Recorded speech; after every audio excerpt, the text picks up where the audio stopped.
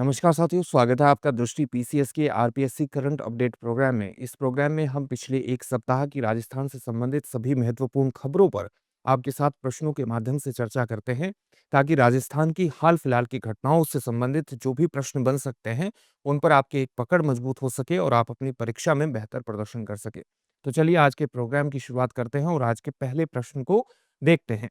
आज का पहला प्रश्न क्या है? पहला प्रश्न है, बाल महोत्सव आजू बूजा का आयोजन कहाँ हुआ था?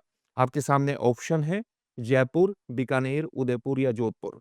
जब तक हम इस प्रश्न की व्याख्या करें, इसका उत्तर बताएं, आप अपने मन में भी इसका उत्तर सोचने का प्रयास कीजिए। आप वीडियो को पॉज़ भी कर सकते हैं और इसका उत्तर जानने का प्रयास कर सकते हैं, उत्तर सोच सकते हैं, ताकि आपका अपने स्तर पर भी एक अभ्यास होता रहे। तो आपसे पूछा गया है कि बाल महोत्सव आजू बूजा का आयोजन कहाँ हुआ था? इसका जो सही उत्तर है कि बीकानेर में इसका आयोजन हुआ था। राजस्थान के बीकानेर में इसका आयोजन हुआ था, यानी ऑप्शन बी इसमें सही होगा। 22 से 23 फरवरी 2025 को राजस्थान के बीकानेर में बच्चों के लिए पहले बाल महोत्सव आजू बूजा का आयोजन किया गया। इसकी महोत्सव के बारे में अगर आप सामान्य जानकारी हासिल करें, तो सामान्य जानकारी यही है कि ये महोत्सव जिला प्रशासन द्वारा आयोजित किया गया, जिसमें देश भर से 50 से अधिक कलाकारों ने भाग लिया। इसमें बच्चों को नृत्य, संगीत, चित्रकला और कई अन्य कला रूपों से परिचित कराया गया। यानी एक प्रकार से आप सांस्कृतिक महोत्सव के रूप में भी इसकी व्याख्या कर सकते हैं। अगर हम कला और शिल्प गतिविधियों के बारे में बात करें, तो महोत्सव में पपेटी, स्टोरी टेलिंग, थिएटर, चित्रकला, माइम, क्लाउन एक्ट, जादूगर शो, वेंट्रीलोक्विज्म, कावड़, बायोस्कोप, लोक संगीत और नृत्य जैसी गतिविधियों ने बच्चों को भरपूर मनोरंजित किया। बच्चे इस तरह की गतिविधियों से भरपूर मनोरंजित हुए। महोत्सव में विभिन्न प्रकाशकों द्वारा बाल साहित्य पुस्तकों की प्रदर्शनी भी की गई, जिनमें प्रथम नेशनल बुक ट्रस्ट, एकलव्य, अमर चित्रकथा, आदिदेव, राज कॉमिक्स और कोलास्टिक प्रमुख रहे।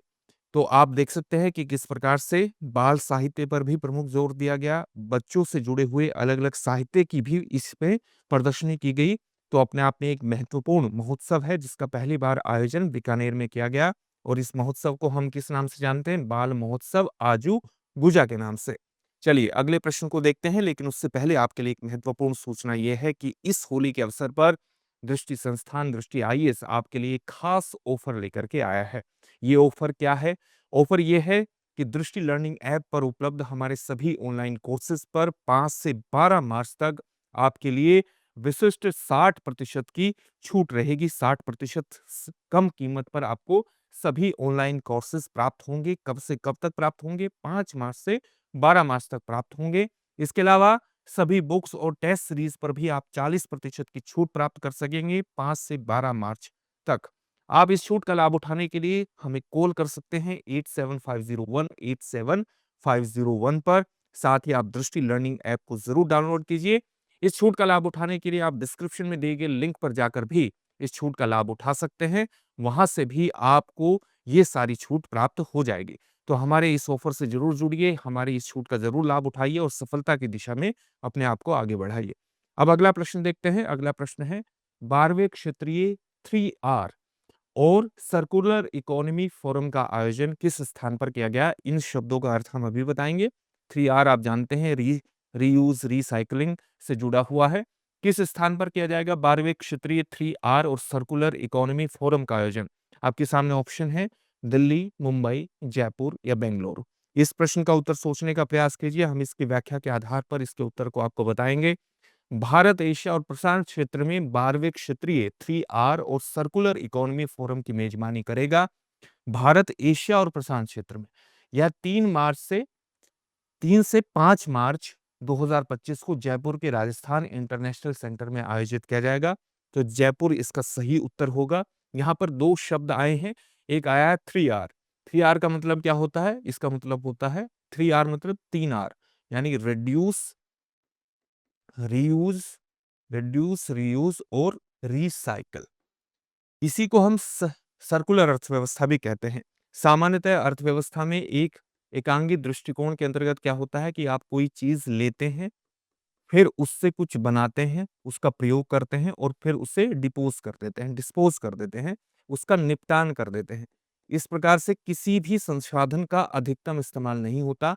अगर आप किसी भी संसाधन का अधिकतम इस्तेमाल करना चाहते हैं, तो आप उसकी रीसाइक्लिंग की प्रक्रिया को शुरू करें, ताकि आप इसका पुनः उपयोग कर सकें, रीयूज़ भी कर सकें और संसाधनों का अधिकतम प्रयोग कर सकें और अपशिष्ट की मात्रा को क्या कर सकें, रिड्यूस कर सकें। इसलिए कहा जाता है रिड्यूस, रीयूज़ और रिसाइकल। इसी को कहते हैं सर्कुलर अर्थव्यवस्था, यानी अर्थव्यवस्था में संसाधनों का अधिकतम उपयोग सुनिश्चित करना और संसाधनों की दक्षता को बढ़ाना, अर्थव्यवस्था की दक्षता को बढ़ाना। इसी के लिए पूरा आयोजन है। इस फोरम के बारे में जान लेते हैं। इस आयोजन का विषय क्या है? Realising circular society towards achieving SDG यानी sustainable development goals and carbon neutrality in Asia Pacific पर केंद्रित इस आयोजन का पूरा विषय है। यहाँ पर एक तो आपने जान लिया सर्कुलर सोसाइटी या सर्कुलर अर्थव्यवस्था किस प्रकार की अर्थव्यवस्था होगी। यहाँ पर एक शब्द आया है कार्बन न्यूट्रलिटी।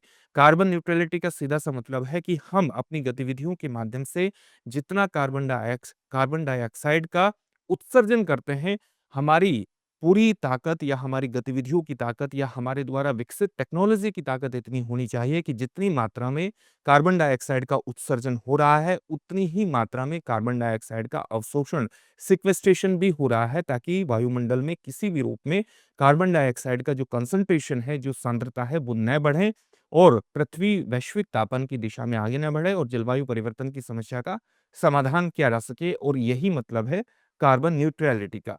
इसका उद्देश्य और महत्व पर बात करें तो ये सम्मेलन एशिया प्रशांत क्षेत्र में 3R यानी रिड्यूस, रीयूज, रिसाइकल और सर्कुलर इकोनॉमी को बढ़ावा देने के अंतर्गत एक महत्वपूर्ण मंच के रूप में कार्य करेगा। इसका उद्देश्य क्या है? सरकारी अधिकारियों को नीतिगत जानकारी प्रदान करना और सर्वोत्तम कार्य प्रणालियों का आदान प्रदान करना। ये फोरम सर्कुलर अर्थव्यवस्थाओं को बढ़ावा देने और एशिया प्रशांत क्षेत्र में सतत विकास लक्ष्यों यानी एसडीजीज और कार्बन तटस्थता यानी कार्बन न्यूट्रलिटी की दिशा में प्रगति का समर्थन करता है। अगला प्रश्न देखते हैं। अगला प्रश्न है, हाल ही में भारत की पहली कढ़ाई और सतह अलंकरण प्रदर्शनी का आयोजन कहाँ हुआ? आपके सामने ऑप्शन है जयपुर, दिल्ली, मुंबई या जोधपुर। इसका उत्तर सोचने का प्रयास कीजिए। हम इसकी व्याख्या के माध्यम से इसका उत्तर आपके सामने प्रस्तुत करेंगे। हाल ही में कढ़ाई और सतह अलंकरण को समर्पित भारत की पहली प्रदर्शनी जोधपुर में 3 स्थानों पर आयोजित की गई। कौन कौन से स्थान है? अचल निवास, लक्ष्मी निवास और अनूप सिंह जी की हवेली, वहां पर यह आयोजित की गई। ये प्रदर्शनी शहरी पुनरुद्धार पहल जेडीएच जेर जो जोधपुर एयरपोर्ट कोड है, उसको जेडीएच के नाम से जाना जाता है, तो उसका यहाँ पर प्रयोग हुआ है। यह प्रदर्शनी शहरी पुनरुद्धार पहल जेडीएच के सहयोग से टेक्सटाइल डिजाइनर मयंक मान सिंह कोल द्वारा आयोजित की गई। प्रदर्शनी में भारत और विदेश के 20 से अधिक कलाकारों की 60 कलाकृतियों को प्रदर्शित किया गया।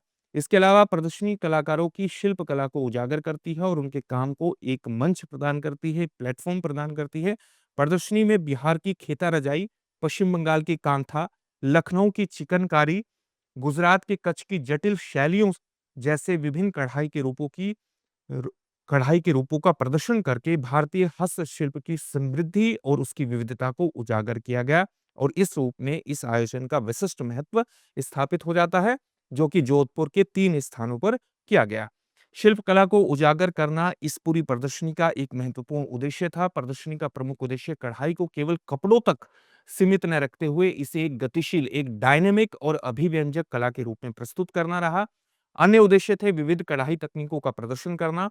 प्रदर्शनी में कढ़ाई की तकनीकों को शिल्पकला और समकालीन वस्त्रों के बीच के संबंधों को प्रदर्शित करना और कारीगरों को सशक्त बनाना, उनका एम्पावरमेंट करना।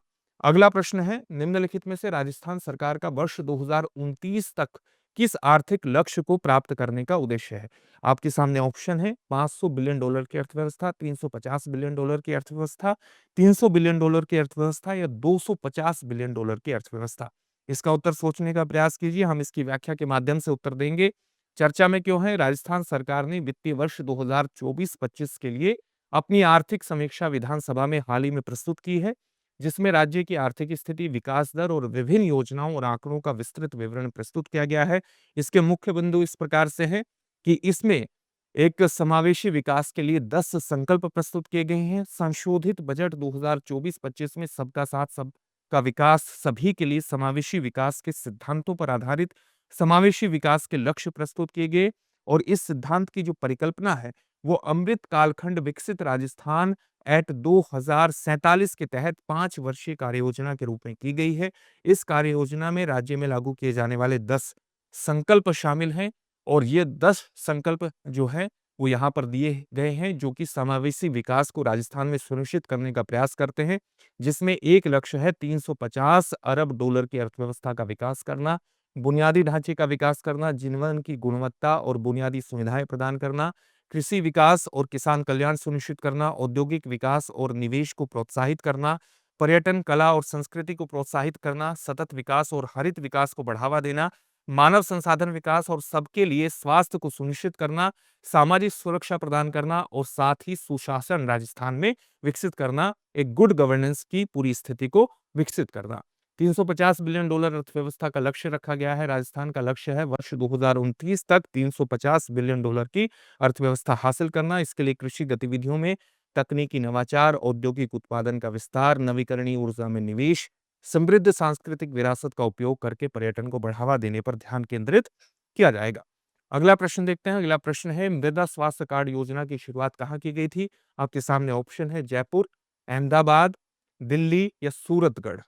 इसका जो सही उत्तर होगा वो सूरतगढ़ होगा। इसकी व्याख्या भी देखते हैं। भारत में 19 फरवरी 2025 को 10वां मृदा स्वास्थ्य कार्ड दिवस मनाया गया। इसका उद्देश्य क्या था? किसानों को मृदा स्वास्थ्य के महत्व और मृदा परीक्षण की आवश्यकता के बारे में जागरूक करना इसका महत्वपूर्ण उद्देश्य था। इस योजना की बात करें तो शुरुआत प्रधानमंत्री ने 19 फरवरी 2015 को राजस्थान के सूरतगढ़ में की थी। इस योजना की थीम है स्वस्थ धरा खेत हरा।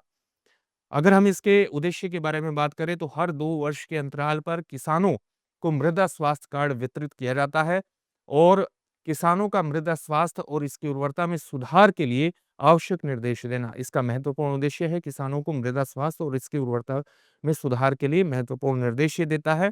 ये पूरा कार्यक्रम पोषक तत्वों की उचित मात्रा के साथ साथ किसानों को मिट्टी की पोषक स्थिति के बारे में भी जानकारी प्रदान करना इसका महत्वपूर्ण उद्देश्य है। मृदा परीक्षण प्रयोगशालाओं को सशक्त बनाना, राज्यों में मिट्टी की उर्वरता की समस्या का समाधान करना और सुधारात्मक उपाय प्रदान करना इसके कुछ अन्य महत्वपूर्ण उद्देश्य हैं। अगला प्रश्न है निम्नलिखित में से राजस्थान के किस जिले की सीमा मध्य प्रदेश की से सीमा साझा नहीं करती है? आपके सामने ऑप्शन है भरतपुर, डूंगरपुर, कोंट या उपर्युक्त सभी। चलिए इन सभी जिलों की अवस्थिति देखते हैं। ये भरतपुर का जिला है। आप देख सकते हैं कि इसकी जो सीमा है वो उत्तर प्रदेश से लगती है। इसी प्रकार से टोंक की जो सीमा है वो भी किसी अन्य राज्य के जिले से नहीं लगती है और डूंगरपुर की सीमा भी आप देख सकते हैं कि किसी अन्य से नहीं लगती है। इस प्रकार से तीनों ही जिलों की अवस्थिति मध्य प्रदेश से नहीं लगती है। तो उपर्युक्त सभी आपसे पूछा है कि सीमा साझा नहीं करती है, तो इसमें उपर्युक्त सभी इसका उत्तर हो जाएगा, डी उत्तर हो जाएगा। अब आपके लिए एक अभ्यास प्रश्न है जिसका उत्तर आपको कमेंट बॉक्स में कमेंट करके देना है। प्रश्न क्या है? बीकानेर की स्थापना कब हुई थी? आपके सामने ऑप्शन है 1488 ईस्वी, 1550 ईस्वी, 1600 ईस्वी या 1700 ईस्वी। इस प्रश्न का उत्तर आप हमें कमेंट बॉक्स में कमेंट करके जरूर दीजिए। फिर से एक नए सेशन में आपसे मुलाकात होगी। धन्यवाद।